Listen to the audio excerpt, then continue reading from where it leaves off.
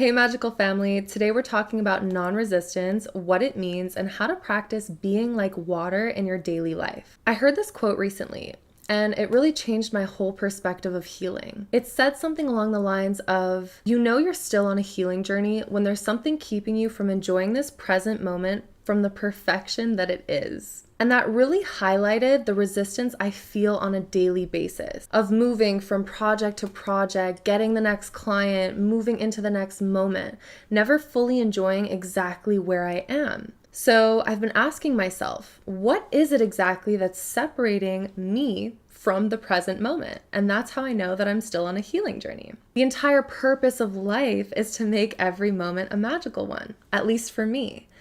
So I wanted to make this podcast about non-resistance, the difference between positive resistance that actually moves us forward in life, and negative resistance that is just internally created, that keeps us blocked and stuck in these negative patterns and limiting beliefs. So when it comes to resistance, there's positive resistance that helps you grow as a person. Think of weightlifting, exercising, advocating for yourself and for human rights. And then there's resistance that is internal, that holds you back, kind of like an internal mind game. And this podcast episode is going to talk about the burdens we take on ourselves when we don't need to. That's what non-resistance is.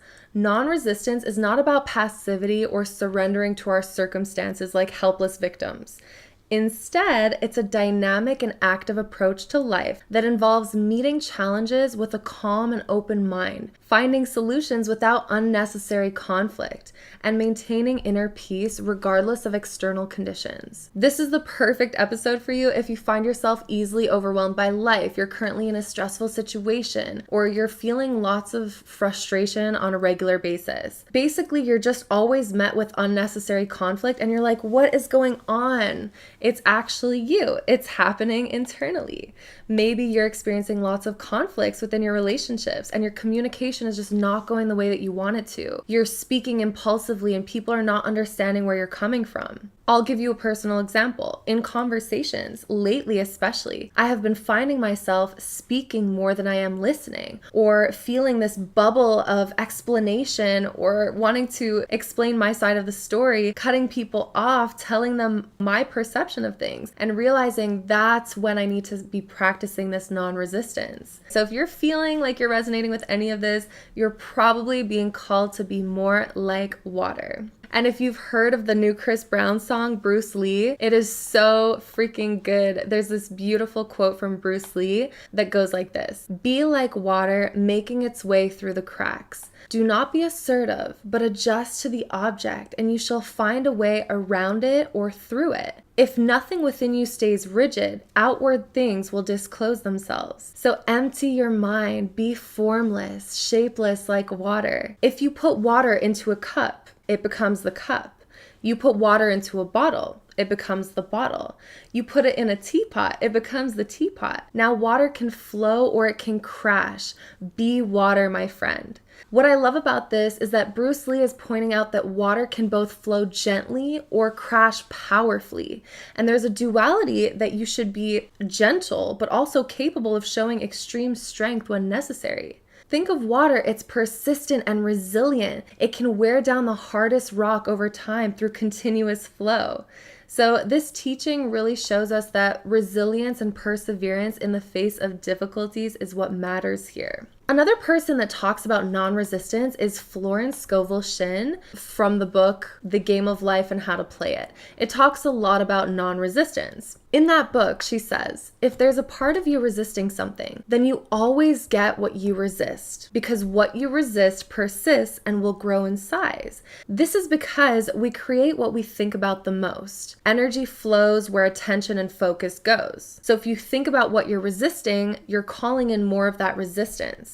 So we have to come to terms with what opposes us. So take a moment right now to just think about anything that you're currently resisting in the back of your mind. Maybe it's that person that you have to have a conversation with. Maybe it is the numbers in your bank account. Maybe it's a job that you really don't want to continuously go to, or a relationship you're really not comfortable with. Think of whatever it is that's opposing you and come to terms with that. Be non-resistant about it. What does that look like? It means accept what currently is within your control and without your control. What's within our control is leaving everything up to a higher intelligence. And I think that when we do this, sometimes we're forced to do this because circumstances are just so heavy that we're like, you know what? I can't do this alone anymore. I'm surrendering to God. That's what we always should have done from the beginning. We have to remember that there is a divine intelligence that knows so much more than we do. Often we get so consumed with the outcome and unfolding of things and how are we going to do this? How are we going to manifest more money? How are we going to manifest the perfect partner? How are we going to manifest the perfect job, the perfect career? We don't trust in a higher power. We need to know that higher intelligence is working behind the scenes for our greater good always. We're not in this alone. We have divine guidance and we have help. So great affirmation for surrendering your will to God or to the higher divine intelligence is, I surrender to a higher power. I trust in the ultimate unfolding of things. I trust in the universe. So when we're coming to terms with what opposes us, we need to think about the feeling states that we're in. Usually what's opposing us is the feeling states of fear, guilt, shame, pain, or feeling hopelessly out of control. Recognize that you cannot lose anything that belongs to your divine right. Sometimes will and desire gets very dangerous because if you impose your will on something that isn't for you, you can definitely still manifest that thing, but there will be a karmic payment to that. So you always want to make sure that you are asking for something in your divine right. I'll give you a statement example. So let's say that you really want a specific house, or you really want a specific man, or you really want a specific amount of money in your bank account. Then you would say, Infinite intelligence, I really desire this specific house. If it is in my divine right to manifest it, then thank you, I receive that. And if it is not, then I receive something of equal abundance and of equal fulfillment. That way, if that house is actually for you, it becomes your divine right and you will end up manifesting it. And this is a great way of practicing non-resistance because you just surrender to a higher intelligence. You're like, thank you for working it out on my behalf. That's all I had to do was just trust in a higher divine power. Thank you.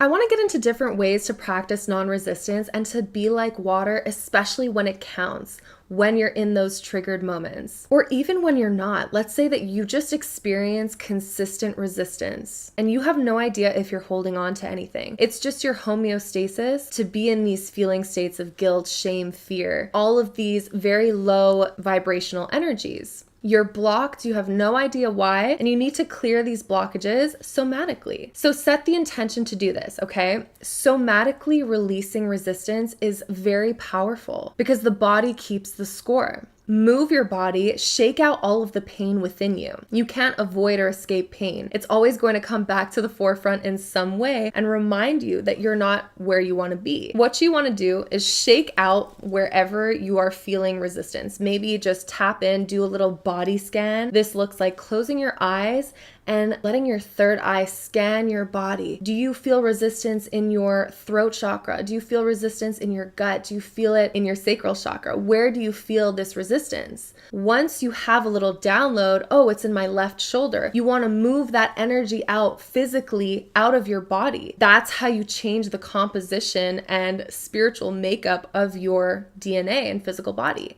Now, in this book, The Game of Life and How to Play It, the author talks about feeling the way that you want to feel before you receive your specific manifestation. Let's say that you're trying to practice non-resistance within your relationship. Maybe you're fighting with your mom, or you're fighting with your siblings, or you're fighting with your partner, and you're like, what is going on? I want a better relationship. In arguments, you want to agree with your adversary quickly. Be undisturbed by them. Say, in your mind, none of these things are moving me. When there's no emotional response within you to an inharmonious situation, it fades away. It has to. It is law. It is vibrational law. It has to fade away. because you're not giving it an emotional reaction, because it's not moving you. You're being like water. Someone says something to trigger you, you're like, okay, that was the stimulus.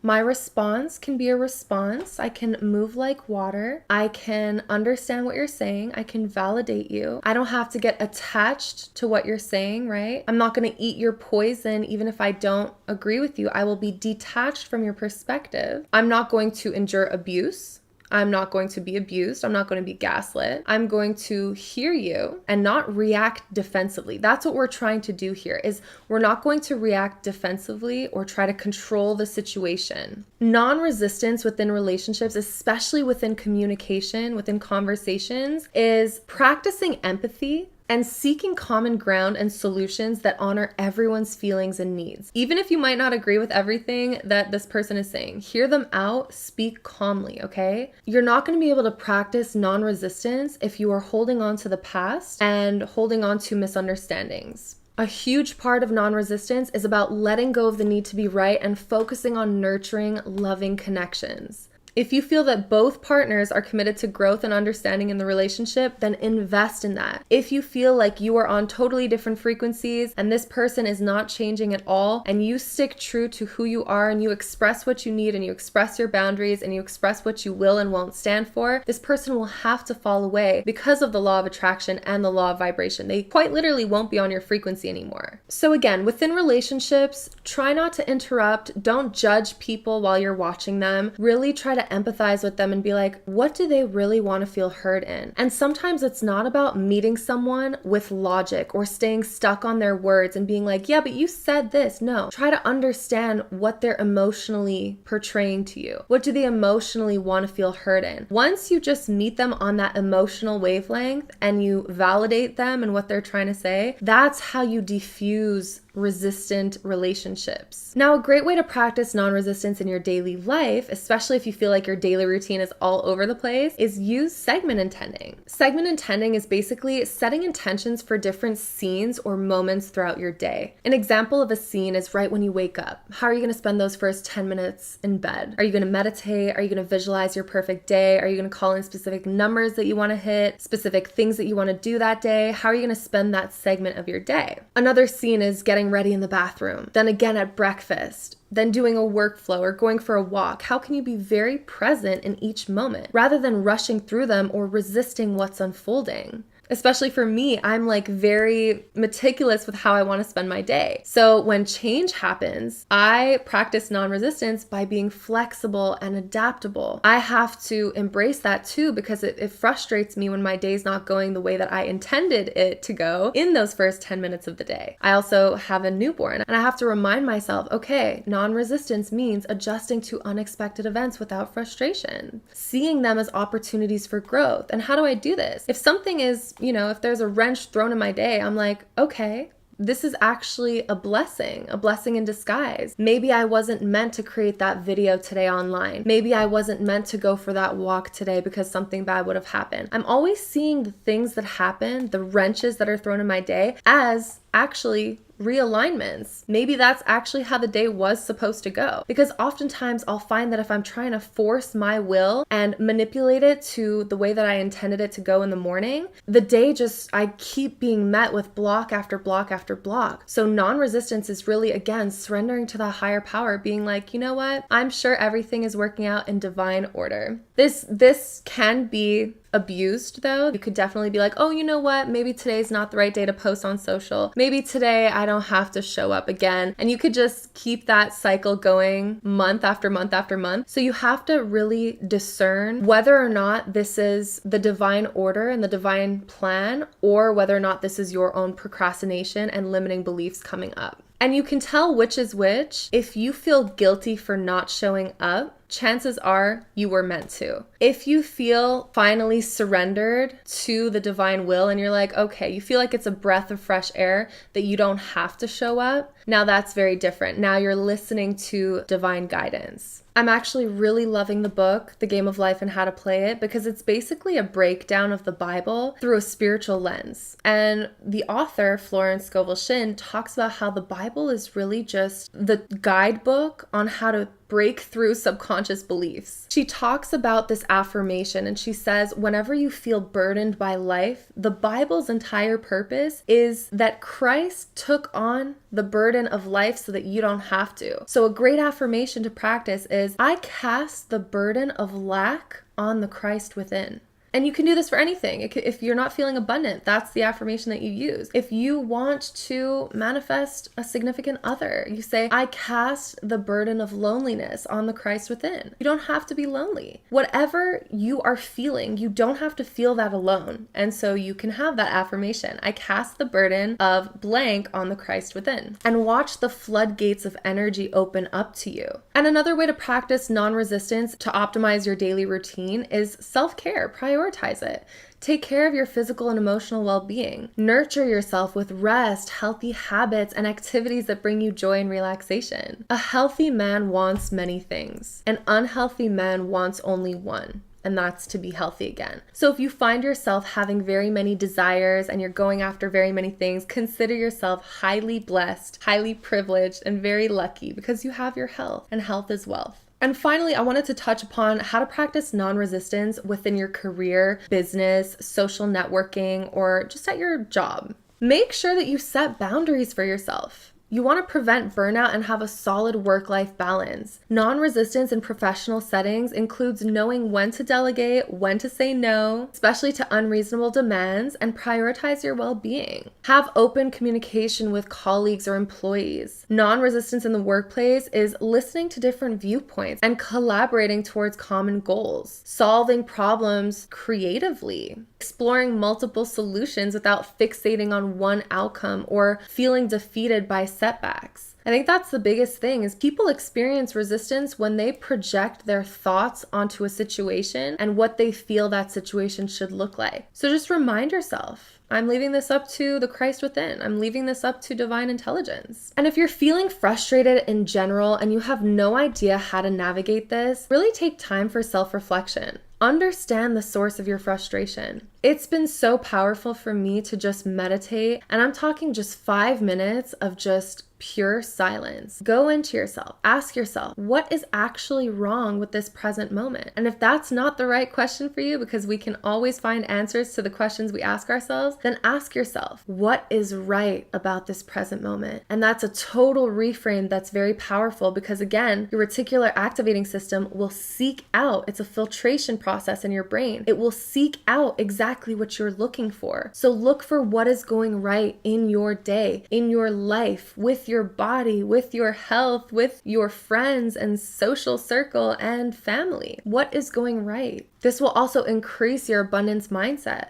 And once you seek out abundance, you keep seeing it and it's multiplied. Another practice is journaling. Write out your thoughts like nobody's watching. I know a lot of people, especially neurodivergent people who have like ADHD or autism, they feel like people are watching their thoughts in their private journal, which is hilarious. I feel like this, and I only realized recently, like, you know what? Nobody is going to read my journals, and if they do, that's their problem. I'm allowed to write my real thoughts, and like sometimes the thoughts are messy too. They're really gross because you're getting the garbage out, but it has to go into the journal. I mean, I literally wrote a hate letter to someone that I was holding a grudge against, and I had no idea that it was living inside of me, and I was like, I hate you for this, and I wrote it down, and at the end of it, I had a moment of gratitude for the person because I'm like, wow, that was just in my heart. Like, I don't even think this person thinks of me anymore, yet this was poison inside of me. So really use your journal like nobody's watching. It is therapy. Free therapy, and practice gratitude. Really, again, recognize the abundance from moment to moment. Look for the positives amidst challenges. I am starting this business, Astrology Self-Concept Academy, and I'm being met with challenge after challenge after challenge. And I'm understanding, especially because I've had so much business coaching over the last year, I'm understanding that that's the whole point. I would rather embark on creating my own business and meeting challenge after challenge than not be in the game at all. I love the challenges because it shows me I'm alive. It shows me that I'm actually doing something worthwhile. And I want to end this podcast off to remind us that life is temporary. Nothing lasts forever. This should free up so much energy for you. When you're more mindful, you're less stressed. You have better overall mental health. Your focus and concentration is increased. You see more clearly. Okay, your physical health is better. Your relationships are of higher quality. So practice that mindfulness and ground into your body. Remember, somatically release things because your body keeps the score. I also really love doing the 4-7-8 breath method.